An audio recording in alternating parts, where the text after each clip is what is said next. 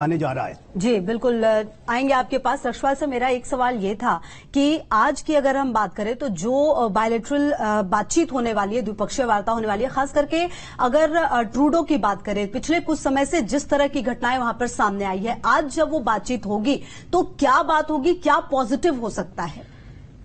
Canada के साथ तो भारत का एक सबसे बड़ा मुद्दा तो आया है खालिस्तान के ऊपर। जो वहां प्रोटेस्ट हुए हैं, वायलेंट प्रोटेस्ट हुए हैं, और जो भारत के राजदूतावास हैं या कॉन्सुलेट हैं वहां पे, उनके ऊपर भी हमले हुए हैं। इसके ऊपर तो भारत उनके साथ कोरी बात करेगा। और मुझे लगता है कि प्राइम मिनिस्टर ट्रूडो को ये बात समझ लेनी चाहिए कि इस तरह की चीज भारत सहन नहीं करेगा, और मुझे लगता है एक कड़ा मैसेज उनको दिया जाएगा। बाकी बायलैटरल में कई और चीजें हैं, लोगों के बीच में आदान प्रदान, ये सब चलता रहता है, लेकिन जो मेन मैसेज आएगा वो टेररिज्म या खालिस्तानी जो वायलेंस करते हैं उसके ऊपर ही जाएगा। शैलेंद्र सर, अगर हम सिर्फ भारत के नजरिए से देखें इस G20 समिट को, तो कुछ लोग कह रहे हैं कि साहब इससे ज्यादा उपलब्धि नहीं हो सकती। एक तरफ आप चीन की इकोनॉमी पर प्रहार कर रहे हैं, अफ्रीकन कंट्रीज को मेंबर बना के उसकी पूरी लैंडिंग और कारोबार को तोड़ते हुए, और दूसरी तरफ टेररिज्म जिसका जिक्र भी हमारे सहयोगी विकास चंद्रा कर रहे थे, उस पर भी आप सहमति बना रहे हैं बिना पाकिस्तान का नाम लिए। मुझे लगता है for India it is a insult कि अगर हमें इस G20 की सक्सेस में किसी भी तरह का पाकिस्तान का नाम लेना चाहिए। Pakistan is irrelevant to us. Don't spoil the taste of coffee now. Flavour of coffee तो खैर जयशंकर ने उनको बता दी, मैं आज कह रहा हूं don't spoil the taste. Pakistan नाम लेना इस समय मुझे लगता है गलत हो जाएगा। मैं लेकिन छोटा सा एक मिनट लूंगा आपका। आपने बोला था कि क्या मोदी को इसका क्रेडिट जाता है फॉर द केमिस्ट्री, जिस वजह से डिक्लेरेशन, पर्सनल क्रेडिट। देखिए, इस बात को हमें बड़े क्लैरिटी से समझना चाहिए।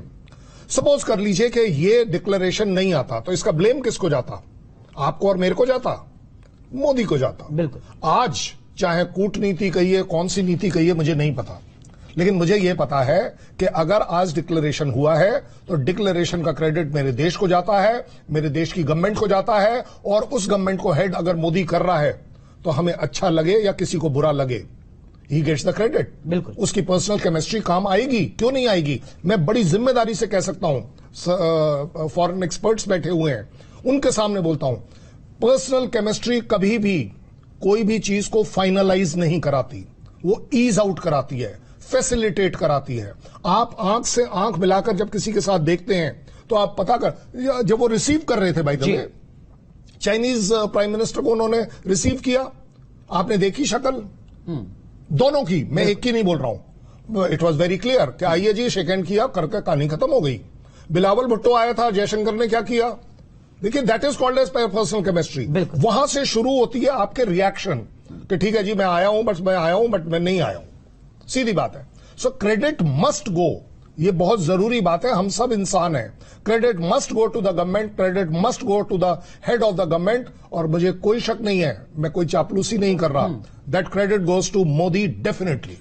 जो बात कर्नल शैलेंद्र सिंह कह रहे हैं रक्षपाल सर, उसी बात को मैं आपसे थोड़ा और समझना चाहूंगा। आप तो राजदूत रहे हैं सर, आपको लंबा अनुभव है। ये जो पर्सनल केमिस्ट्री प्राइम मिनिस्टर की या इस तरीके की लीडर की कितना बड़ा रोल निभाती है? और ये जो 9 साल का पूरा सफर है प्रधानमंत्री का, इसमें कहा जा रहा है कि सबसे बड़ा हासिल जो है वो यही है। नहीं, इसमें कोई शक नहीं कि जब से वो प्रधानमंत्री बने हैं उन्होंने कई चेंजेस लाए हैं। मैंने खुद, जब मैं सर्विस में था, मैंने भी उनके अंडर 3-4 साल बिताए हैं, तो मैंने देखा कि काफी चेंजेस वो लाए थे।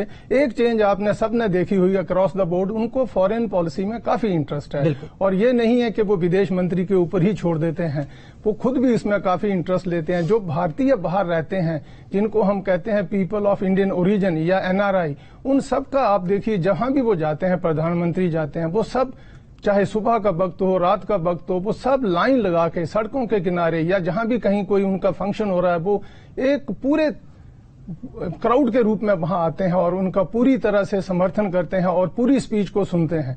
इसी तरह से जो नेता हैं बड़े बड़े, उन सब के साथ आपने देखा होगा, अगर आप फॉरेन मिनिस्ट्री का वेबसाइट भी फॉलो करते हैं तो आपने देखा होगा कि आए दिन प्रेस रिलीज आती रहती है। मोदी जी को लगता है कि कोई मुद्दा अगर उनको कुछ उसके बारे में कुछ कहना है, वो फोन करने में बिल्कुल नहीं हिचकिचाते। जो उन्होंने इस तरह की जो केमिस्ट्री बनाई है विश्व के बड़े बड़े नेताओं के साथ, वो सर्टनली उनकी हेल्प कर रही है। और ये जो डिक्लेरेशन अब अल्टीमेटली इशू हो रही है और उसमें भारत ने डिक्लेरेशन अपार्ट, इसमें जो भारत ने ऐड ऑन किए हैं वो सब भारत के लिए एक बहुत बड़ा क्रेडिट है, जिसमें जो साउथ, जो जिसको कहते हैं हम ग्लोबल साउथ, उसमें भारत ने बहुत योगदान दिया और ग्लोबल साउथ को एक प्रोमिनेंस मिली है, उनके मुद्दों को समझा गया है, चाहे वो हेल्थ है, एजुकेशन है या फूड सिक्योरिटी है या उनके जो डेट रिलेटेड इश्यूज हैं, इन सब के ऊपर इस ज्वाइंट डिक्लेरेशन में बात कही गई है, उनकी बातों को समझा गया है। तो भारत के लिए ये एक बहुत बड़ी उपलब्धि है। जी बिल्कुल। और देखिए संजीव सर भी लगातार हमारे साथ जुड़े हुए हैं। संजीव सर, देखिए जिस तरह से ये पूरा आयोजन हुआ है, आसान नहीं होता है। एक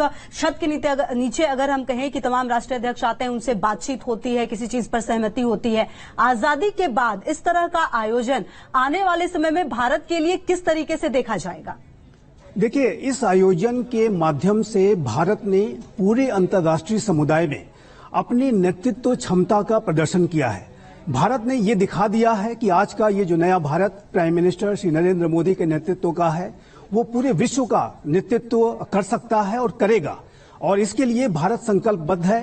भारत अपने राष्ट्रीय हितों को तो सर्वोपरि रखता ही रखता है, लेकिन भारत वैश्विक हितों को भी ध्यान में रखते हुए अपनी जो है प्रोएक्टिव भूमिका निभाने जा रहा है। चाहे वो इंडो पैसिफिक का रीजन हो, चाहे वो मिडिल ईस्ट का रीजन हो, चाहे वो विश्व के बड़े मुद्दे हो, फाइनेंशियल स्टेबिलिटी की बात हो, क्लाइमेट चेंज मिटिगेशन की बात हो, सस्टेनेबल डेवलपमेंट गोल्स को हासिल करने की बात हो, ग्लोबल कॉमन्स को सुरक्षित रखने के लिए किए जाने वाले प्रयासों की बात हो, विश्व के जो लोकतांत्रिक नियम आधारित व्यवस्था जिसे हम डेमोक्रेटिक रूल्स बेस्ड ऑर्डर कहते हैं, उसको बचा के रखने की बात हो, हर जगह भारत अपनी एक सक्रिय भूमिका निभाने जा रहा है।